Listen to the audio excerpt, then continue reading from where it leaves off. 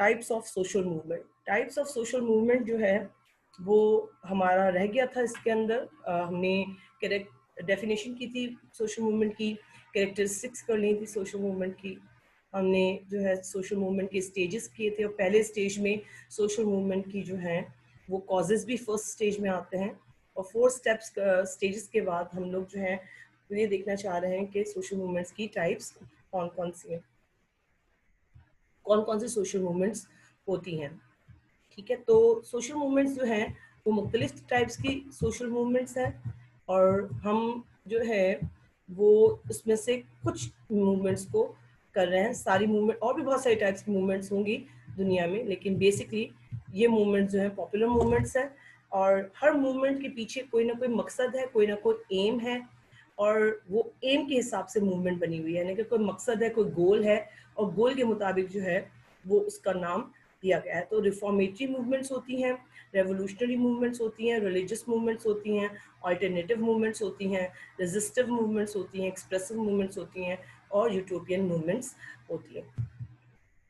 पहली जो मूवमेंट का टाइप का नाम है वो है रिफॉर्मेटरी मूवमेंट्स। जो रिफॉर्मेटरी मूवमेंट्स होती हैं उसका मतलब है, उर्दू में उसको कहते हैं इस्लाही तहरीकें। इस्लाही तहरीकें वो तहरीक या वो मूवमेंट्स होती हैं जो सोसाइटी के जो मुख्तलिफ आस्पेक्ट्स हैं उसके अंदर मुख्तलिफ जो फील्ड्स हैं, जैसे एजुकेशन का, हेल्थ का, इकोनॉमिक आस्पेक्ट है, जो भी एक आस्पेक्ट है, या कोई इन्वायरमेंट का है, पोल्यूशन के हवाले से, या कोई भी इशू चल रहा है, पॉवर्टी का है, तो वो एक इशू पर काम करती है, और जो काम करती है उसमें सोसाइटी के सिस्टम को चेंज करने की कोशिश नहीं करती, बल्कि सोसाइटी का जो स्ट्रक्चर, जो सिस्टम मौजूद है उसी के अंदर रहते हुए कोशिश करती है कि वो चेंजेस लेकर आए, बेहतरी लेकर आए। तो बेसिकली ये सोसाइटी को पूरा तब्दील नहीं करना चाहते, बल्कि सोसाइटी के अंदर जो खराबियां हैं, जो प्रॉब्लम्स हैं, उसको सॉल्व करके सोसाइटी को बेहतर करना चाहते हैं। यानी यूँ दूसरे लफ्ज़ों में हम ये भी कह सकते हैं कि सोसाइटी में जब ये चेंजेस लाने की बात करते हैं, ये चेंजेस लाने की जब बात करते हैं सोसाइटी में, तो सोसाइटी के अंदर जो है वो ये चाहते हैं कि हम सोसाइटी को इम्प्रूव करें, सोसाइटी की बेहतरी लेकर आएँ, और वो बेहतरी लाने के लिए ज़्यादातर जो ऑर्गेनाइजेशंस काम करती हैं वो ज़्यादातर एनजीओज़ जो हैं वो आपको रिफॉर्मेटरी मूवमेंट्स नज़र आती हैं। अब कोई भी होता है, जैसे एनिमल राइट्स की मूवमेंट्स हैं, जहाँ मैंने नीचे एग्जाम्पल दी है, एक बहुत छोटा, जानबूझकर मैंने लिखा है छोटा इशू है, बहुत छोटा इशू है। पाकिस्तान में भी एनिमल राइट्स की मूवमेंट लोग चला रहे हैं। फिर इन्वायरमेंट की बहुत सारी मूवमेंट्स चलती हैं, जिसके अंदर पोल्यूशन के हवाले से हमने लास्ट क्लास में डिस्कस किए थे कि पोल्यूशन के हवाले से ग्रीन पीस काम कर रही है दुनिया में। पाकिस्तान में भी जो है वो IUCN और WWF world wide wild life federation काम कर रही है, जो जानवरों के हुकूक के लिए काम करती है, मरीन लाइफ के हुकूक के लिए काम करती है। और वो कैसे करती है, वो उनके लिए बेहतरी करती है, और ग्रीन यानी पोल्यूशन को कम करने की बात करते हैं, इन्वायरमेंट की बात कर रहे हैं।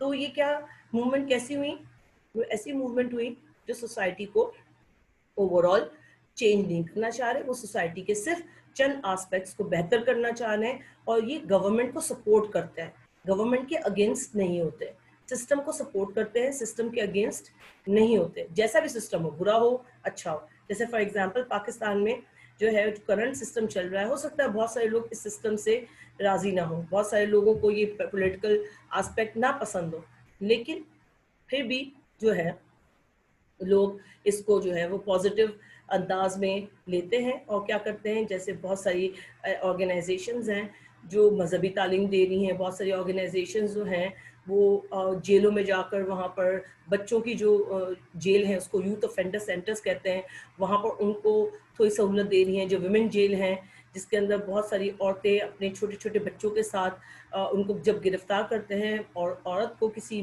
फीमेल को, तो उनके जितने बच्चे होते हैं वो भी जेल में साथ जाते हैं, तो उनकी बेहतरी के लिए काम कर रही है। तो इसको कहते हैं प्रिजन रिफॉर्म्स मूवमेंट।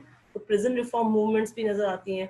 ठीक है, तो एनजीओज जो हैं वो बहुत, जैसे एक एनजीओ है लाहरा, वो ह्यूमन राइट्स के लिए काम करती है, HRCP human rights of Pakistan के लिए काम करती है, एमनेस्टी इंटरनेशनल दुनिया के राइट्स के लिए काम करती है।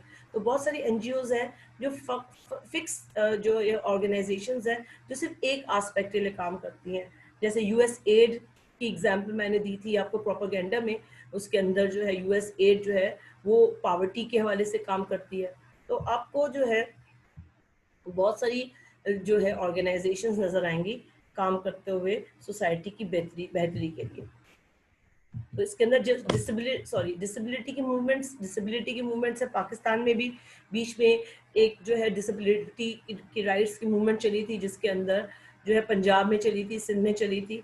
तो इस पे गवर्नमेंट ने जो है वो इसमें क्या किया कि गवर्नमेंट ने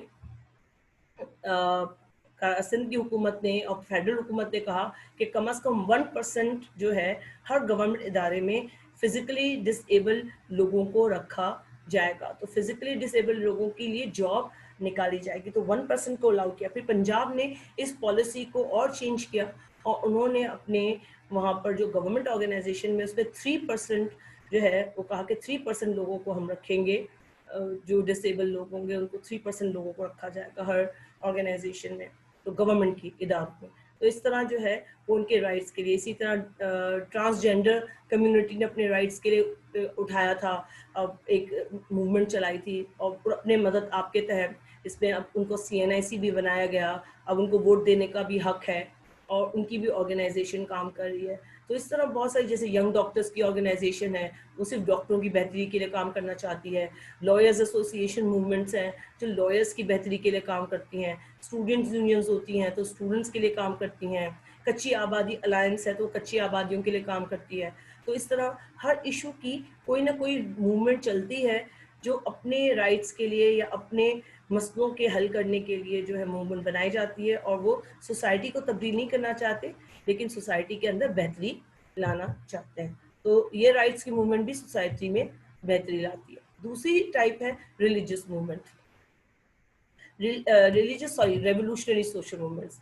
जो रेवोल्यूशनरी सोशल मूवमेंट्स जो होती हैं वो जो काम करती हैं वो टोटल चेंज की बात करती हैं। ये बिल्कुल रिफॉर्मेटिव मूवमेंट के उलट है, अगेंस्ट आ जाती है। अब वो क्या है, रिफॉर्मेटिव मूवमेंट चाहती है कि सोसाइटी के अंदर सिर्फ एक हिस्से को हम चेंज करें और सोसाइटी को इम्पेक्ट ना हो, गवर्नमेंट एज इट इज रहे।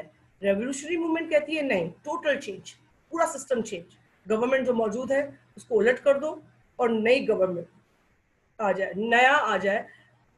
और जो नया जो चेंज होता है वो रेडिकल चेंज कहलाता है, टोटल चेंज कहलाता है। और ज़्यादातर जितनी भी इनकलाबी तहरीकें हैं, जो रेवोल्यूशनरी मूवमेंट्स को इनकलाबी तहरीकें कहते हैं, वो ज़्यादातर जो दुनिया में आई हैं वो कंप्लीट चेंज है। इसकी एग्जांपल, ये पहली एग्जांपल है फ्रेंच रेवोल्यूशन। जो नज़र आ रहा है आपको, ये फ्रेंच रेवोल्यूशन में जो है वो बादशाहत थी, चर्च का बहुत ज़्यादा रोल था फ्रांस में। और जो लोअर कम्युनिटी, मैंने आपको आपने शायद जो है पर्सपेक्टिव्स ऑफ सोशियोलॉजी पढ़ा होगा।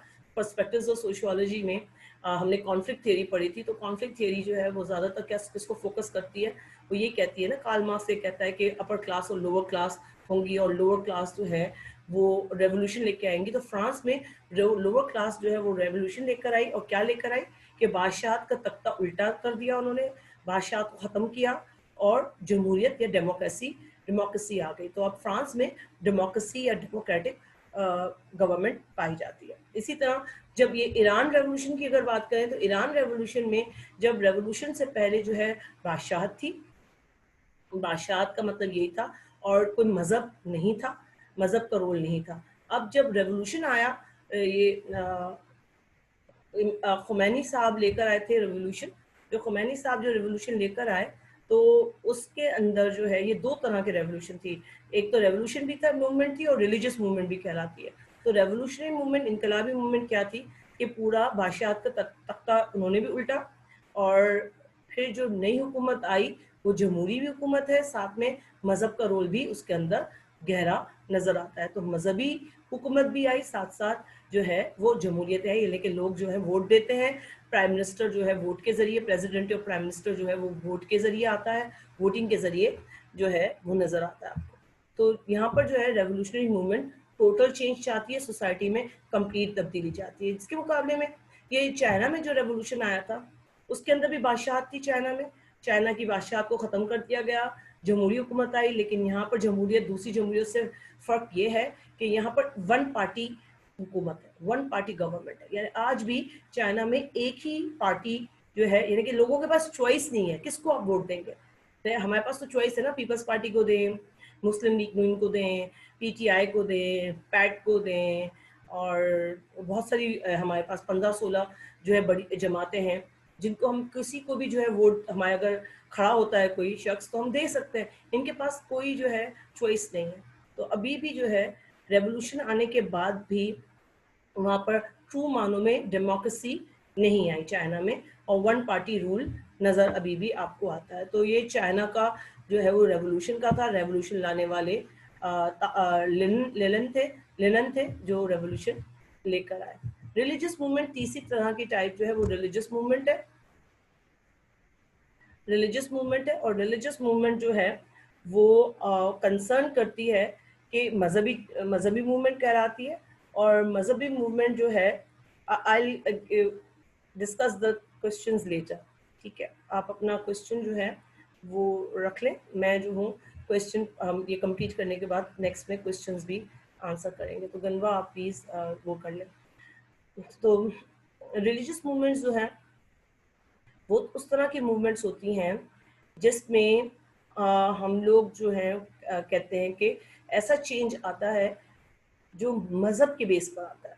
यानी ऐसी तहरीक है ये जो चाहती है कि सोसाइटी के अंदर मज़हब आ जाए। अब मज़हब कोई भी हो सकता है। रिलीजियस मूवमेंट में जो है क्रिश्चियनिटी की भी रिलीजियस मूवमेंट्स चली हैं, इस्लाम के हवाले से भी रिलीजियस मूवमेंट्स चली हैं दुनिया में, और बहुत सारी और रिलीजियस मूवमेंट चली हैं जो सुपर नेचुरल चीज़ों को बिलीव करते हैं, रूहों पर बिलीव करते हैं, डीमंस पर बिलीव करते हैं, तो ऐसी चीज़ों पर बिलीव करते हैं। तो ऐसी मूवमेंट्स रिलीजियस बड़ी चली हैं, और वो जो रिलीजियस मूवमेंट्स चलती हैं और सबसे ज़्यादा दुनिया में इम्पैक्ट आता है उन रिलीजियस मूवमेंट का, इंसानों की ज़िंदगियों पे आता है, माशरे में जो है वो बिल्कुल चेंजेस आते हैं। तो उसमें सबसे ज़्यादा जो मशहूर मूवमेंट है वो ईरान की रेवोल्यूशन नज़र आती है, क्योंकि ईरान में जो है वो कंप्लीट जो है वो फुल मज़हब का रोल है, और उसके अंदर जो रिलीजियस लीडर है उसका रोल ज़्यादा नज़र आता है। पहले सऊदी अरब भी जो है वो कहते थे कि सऊदी अरब में बादशाहत है, कॉम्बिनेशन है, बादशाह, जमहूरियत नहीं है सऊदी अरब में। किसी को वोट देने का हक ही नहीं है वहाँ पर, और ना वोट दिया जाता है, और एक ही वो चले आते हैं, बाप से बेटा, बेटे से बेटा, वो चले आते हैं, या भतीजा जो भी लाइन में है। और साथ में जो है वो मज़हब का रोल पहले कहा जाता था, क्योंकि खाना काबा वहाँ है, और कहते थे कि मज़हब का रोल है। लेकिन जो नई हुकूमत अभी, जो नया बादशाह है, अभी शाह है, जो उसके दौर के अंदर जो है आपको रिलीजन का रोल जो है डिफरेंट होता नज़र आता है। रिलीजन का आस्पेक्ट जो है वो इम्पैक्ट जो है वो कम नज़र आता है। बहुत सारी चीज़ें उन्होंने ऐसी की हैं जो रिलीजन से हटके हैं। जैसे यूएई की हुकूमत को आप देख लें तो रिलीजन से हटके बहुत सारी चीज़ें जो आप कह रहे हैं कि उन्होंने अप्लाई की हैं, जो पॉजिटिव लाइट में नहीं आती हैं। तो रिलीजियस मूवमेंट्स जो हैं वो बाज़ औक़ात जो हैं वो ये होता है कि रिलीजन बेस तो होता है, लेकिन बाद में आके हो सकता है चेंजेस आ जाए। तो शुरू में तो चेंजेस बहुत ज़्यादा थी, ईरान में भी बहुत ज़्यादा सख्ती थी, फिर ईरान में भी सख्ती कम हो गई रिलीजन के हवाले से, सऊदी अरब में भी सख्ती कम हो गई, और अरब एमिरेट्स में भी जो है वो सख्ती कम हो गई। तो डिफरेंट है कि आपका आहिस्ते आहिस्ते जो है रिलीजन का तो होल्ड, जैसे वेस्टर्न कल्चर में भी आप देखें तो वहाँ पर जब क्रिश्चियनिटी था तो उसके बाद जब इसमें फ़िरके बनना शुरू हुए तो वहाँ पर भी रिलीजन जो है वो रिलीजियस मूवमेंट जो है वो इस अंदाज से इम्पैक्ट नहीं कर सकता। आज दुनिया में जो नज़र आती है रिलीजियस मूवमेंट का इम्पैक्ट कम नज़र आता है, ज़्यादा नज़र नहीं आता। चौथी है अल्टरनेटिव मूवमेंट्स। अल्टरनेटिव मूवमेंट्स हर तरह की वो मूवमेंट होती है जो कहते हैं कि करंट सिचुएशन से ये राज़ी नहीं होते और लोगों को अल्टरनेट देते हैं, ऑप्शंस देते हैं दूसरे कि ये नहीं है तो ये कर लो। जैसे सबसे ज़्यादा मशहूर इसके अंदर जो अल्टरनेटिव मूवमेंट में जो मूवमेंट चली है और दुनिया में कामयाब भी हुई है लोगों में, और वो थी वीगन्स के हवाले से। यानी वो लोग जो एनिमल राइट्स के हवाले से बात करते हैं, कुछ ऐसे लोग हैं जो ये कहते हैं कि एनिमल्स को मारना और उसको खाना गलत है। एज अ मुस्लिम हमारा ईमान है कि एनिमल्स को हमारे लिए अल्लाह ने बनाया है दो तीन काम के लिए।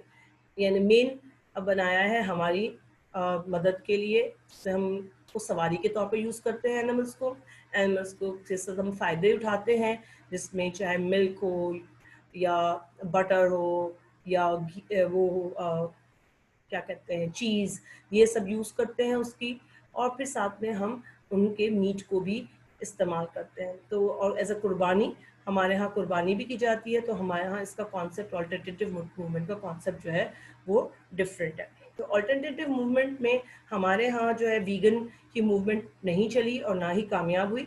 ये लोग कहते हैं कि इन जानवरों को नहीं मारें और इंस्टेड जो है वो आप वेजिटेबल्स से वेजिटेबल्स को खाएं, और वो वेजिटेबल्स खाएं क्योंकि कुछ वेजिटेबल्स ऐसी हैं जिसके अंदर मीट की क्वालिटी है, मीट में जो चीज़ें होती है उसकी क्वालिटी है, तो वो लोग कहते हैं कि वेजिटेबल कहते हैं। पहले वेजिटेरियन कहा जाता था या वेजिटेरियनिज्म कहा जाता था, फिर आहिस्ते आहिस्ते इसको इन्होंने नाम चेंज करके वीगन्स कहना शुरू कर दिया। तो अब वीगन्स जो है उसका मतलब है they don't eat any kind of meat. तो ये ऑल्टरनेटिव मूवमेंट जो है वो चॉइस देती है, जैसे organic food versus non organic food. तो वो दिखाते हैं कि भाई ऑर्गेनिक फूड खाएं, मिलावट वाला फूड खाएंगे तो सही नहीं होगा। तो उसकी मूवमेंट भी दुनिया में ज़्यादा कामयाब इसलिए नहीं हो सकी हैं क्योंकि बहुत बड़ा जो है वो सोसाइटी का बड़ा तबका जो है वो इतना अमीर नहीं है कि ऑर्गेनिक फूड खा सके। तो ऑर्गेनिक फूड जो है वो महंगा बहुत होता है दुनिया में, इसलिए खाना मुश्किल है। तो ये बहुत कम मूवमेंट्स ऐसी हैं जिसके अंदर आपको ऑल्टरनेटिव एस्पेक्ट्स दिए जाते हैं कि इसकी बजाय ये काम कर लें। ऑल्टरनेटिव मूवमेंट में वो वॉक करने वाली मूवमेंट भी है कि जहाँ तक आप वॉक कर सकते हैं आप वॉक करें, आप गाड़ियों में फ्यूल इस्तेमाल ना करें। तो ऐसी भी मूवमेंट्स चली हैं, लेकिन ये बहुत बड़े पैमाने की मूवमेंट्स नहीं चली हैं। नेक्स्ट है रेजिस्टेंस मूवमेंट। रेजिस्टेंस मूवमेंट का मतलब है ऐसी तहरीकें जो कोई चेंज को आ चुका है उसको रोक रही हैं, चेंज आने को रोक रही हैं। तो एक वहाँ पर दो मूवमेंट चली थी। एक जो है चेंज आ रहा था कि अबॉर्शन को लीगल कर दिया गया था अमेरिका में और मुख्तलिफ मुल्कों में जो लीगल किया, तो उसके अंदर इस कंट्री में जो है वो एंटी अबॉर्शन के लोग जो थे, जो मजहबी लोग थे, उन्होंने एहतजाज किया था कि आपने अबॉर्शन को लीगल क्यों किया। ये प्रो लाइफ की जो है वो कहलाई जाती है मूवमेंट। ये इन्होंने कानून को का बन चुका था और कानून को आने से रोकने के लिए, इम्प्लीमेंट होने से रोकने के लिए इन्होंने एहतजाज किया था कि नहीं, आप अबॉर्शन का मतलब है आप इंसानों की जान ले रहे हैं। तो प्रो लाइफ मूवमेंट ये चली थी।